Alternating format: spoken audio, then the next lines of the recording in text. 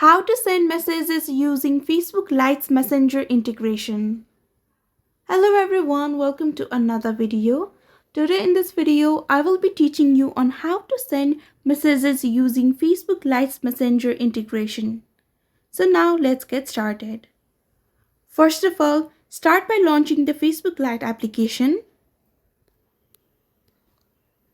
Now, click on the messenger icon which looks like a speech bubble located in the top.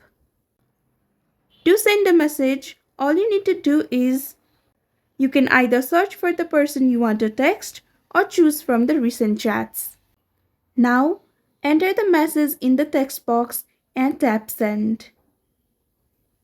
So, this is how we send messages using Facebook Lite's Messenger integration.